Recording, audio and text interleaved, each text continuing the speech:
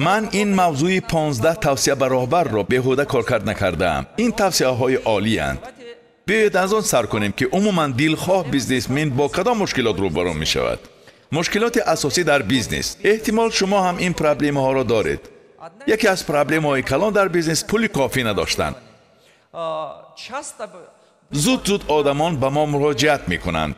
می بینم که آنها یا با قرض سر کردند یا در بیزنس آنها دیرتر خراجات زیاد شده است و آنها پول نمی یابند.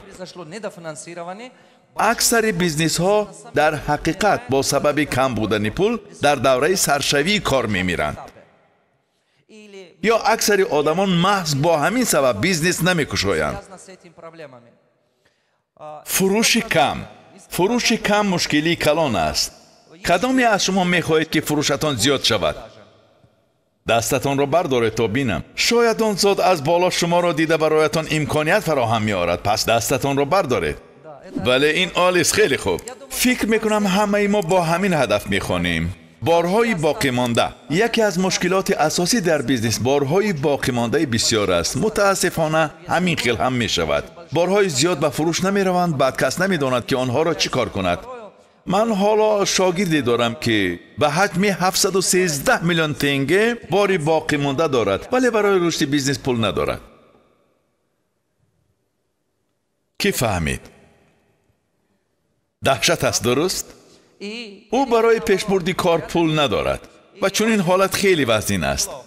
قرض و کردیت ها، قرض از بار تامین کننده ها، قرض از دوستان، شناسان، کردیت ها. این مشکلات بیزنس پرابلم های اساسی به شمار می روند. دوام چندین سال فعالیت من به همین مشکلات روبرو می شوم. گروه کاری سست. کدامی از شما با کارمندانتان یگان خیلی مشکلات دارید؟ دستتان را بردارید. اعتراف مشکلی نیمی حل است. بلندتر بردارید. من عمیق دیدن میخواهم. آیا میان شما آدمی هست که تماما مشکلی نداشته باشد؟ من دیدن میخواهم. بلندتر بردارید. در یاد گرفتن میخواهم. به هر حال همه مشکلات دارند. متاسفانه همین خیلی است. شرکت های زیادی چنین مشکلات دارند. نارسایی بارهای سرخریدار در موسمش، در وقتش فرصتی تأمین کنی نیافتن و غیره. خراجات زیاد. یکی از مشکلات کلان خراجات زیاد است. نقطه فراگیری خیلی بلند. خراجات زیاد نه به آن علاقمند است که بیزنس دشوار است. خراجات زیاد به آن علاقمند است که سیستم نادرست تشکیل کرده شده است. در حقیقت با سیستم این نادرست تشکیل شده علاقمند است. رکلام بیفایده. بسیار رکلام میکنید ولی آن نتیجه دلخواه را نمیدهد. از سبب آن که مهلت بارها میگذرد و آنها در داروخانه ها، مغازه های خوراکواری جمع میشوند، کس ضرر میبیند. البته اگر شما میتل فروشید امکانیت گذشتن مهلت بارتان کم است.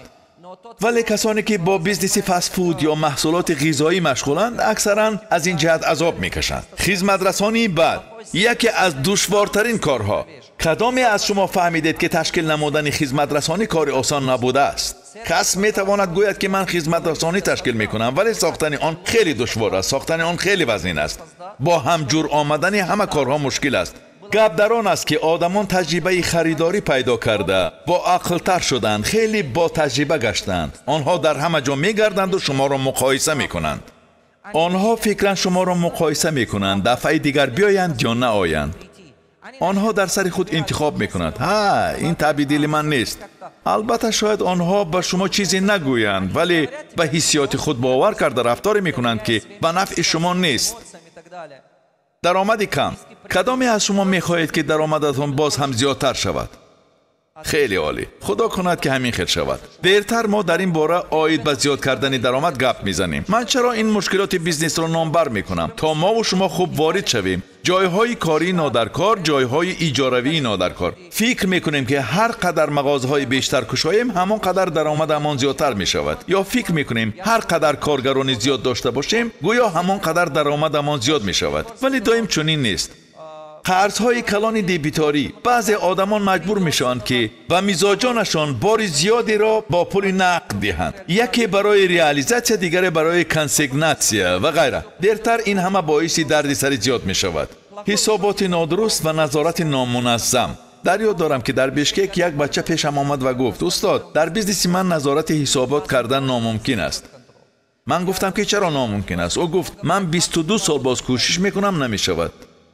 باز گفت در گمان است که شما این کار را کنید. او برایم همین خیل گفت. من 22 سال باز کوشش میکنم نمی شود. در گمان است که شما در این کار به من کمک کرده توانید. او پای افضل می فروشد. در یک بیزنس پای افضل می فروشد، در بیزنس دیگر جوراب، پهپوش و غیره می فروشد. من با او گفتم چی فکر داری؟ بیزنسی تو کلانتر است یا بیزنس های والمارت یا اشن یا آمازون یا والبریس؟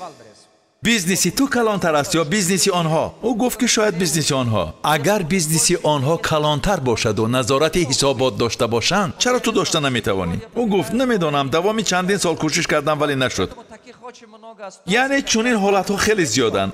اگر یکی از این مشکلات را داشته باشید دستتان را بردارید. انا دو کس نشستند. من پگاه رفته از شما درس میگیرم. شما انیق این مشکلات را ندارید. من حالا سر نکردم. شما بیزنس ندارید. بله ندارم. او هنوز بیزنس ندارد. نگاه کنید، در این تالار کسی نیست که این مشکلات را نداشته باشد. تشکر. یعنی اگر بیزنس داشته باشد پس پرابلم هم داره. درست؟ دقت کنید. معلوم می شود که پایه این همه مشکلات با چیزی علاقمند است. با گروه کاری سست علاقمند است. ته کرسی این همه مشکلات گروهی سست است. محض همین را فهمیدن، درک کردن در کار. گروهی سست پایه این همه پرابلم هاست. دوامی چندین سال من با آدمان زیاد درس دادم و محض همین را فهمیدم که گروهی سست داشتن این مشکلی خیلی کلان است. این پرابلم وزین است. در حقیقت همین خیلی است. گروهی کاری سست چرا پیدا می شود؟ چرا در خانه‌تان همان خیل میبل دارید؟ چون که شما همان خیل میبل خریدن خواستید. چرا خانه‌تان همان خیل تعمیر دارد؟ چون که شما همان خیل تعمیر کردن خواستید. من انیق گفتم میتوانم که همسایتان شما را به این مجبور نکرده است. درست؟ برای چی گروهی کاری سست؟ چون که گروهی کاری سست را راهبری سست تشکیل کرده است. در حقیقت همین خیل است. حالا شما یک چیزی عجیب را میفهمید. و من گروهی کاری هم گفت که استاد در این 15 سالگی شما چی را می آموزانید؟ من گفتم که درسی 15 توصیه به راهبر را می آموزانم. چرا؟ چون که من فهمیدم. دوامی چندین سالی کاری هم من خیلی خوب فهمیدم که اکثر شاگردان ما که موفق شدند راهبران خوبی بیزنسند.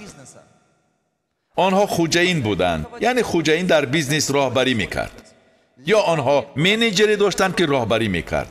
ولی از همه مهمش ما 99% به راهبران درس دادیم، به صاحبان بیزنس. اکنون کدامی از آنها تغییر یافته باشند بیزنسشان هم تغییر یافته است. کدامی از آنها بهتر شده باشند بیزنسشان هم بهتر شد. و ما این را انیق درک نمودیم. آیا میخواهید که بیزنستان یک باره بالا رود؟ بالا روی شمایید. آیا میخواهید که بیزنستان 10 برابر انکشاف یابد؟ نقطه انکشاف شمایید. هیچ کس شما را بای نمی کند. تنها خودتان را میتوانید بای کنید.